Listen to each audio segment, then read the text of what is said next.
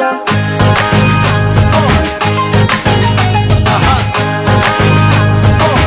ओ राजा ओ राजा। झार के बबरिया घर से बहरिया निकले ले कालर चढ़ा के, धोले ले हैंडल मारे ले पैंडल, तीन बेरी घंटी टुनटुना के, बीड़ी बार देले माचिस के तिलिया बिना। ओ राजा ओ राजा ओ राजा। ओ राजा पैदल न चले साइकिलिया बिना, राजा पैदल न चले साइकिलिया बिना।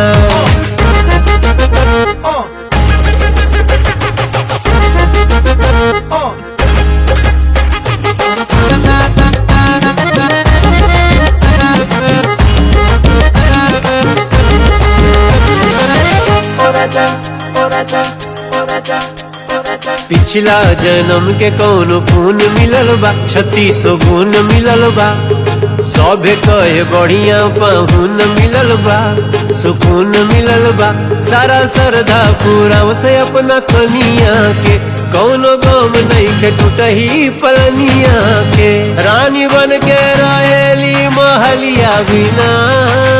ओ राजा ओ राजा ओ राजा।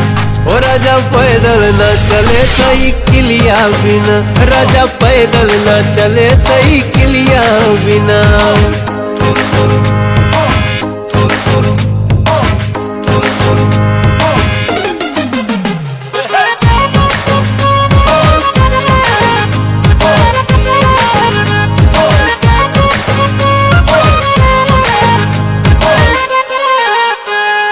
भलही बलम हुनकर पातर चीतर, बड़ी बाड़े मन कर, केतनी तारीफ हम करी उनकर, ए संदीप मधुकर, देले मोछिया पे ताव रोबदार लागेले, सुघर सबका से सैया जी तोहार लागेले, होठ लाल लाल पनवा के खिलिया बिना।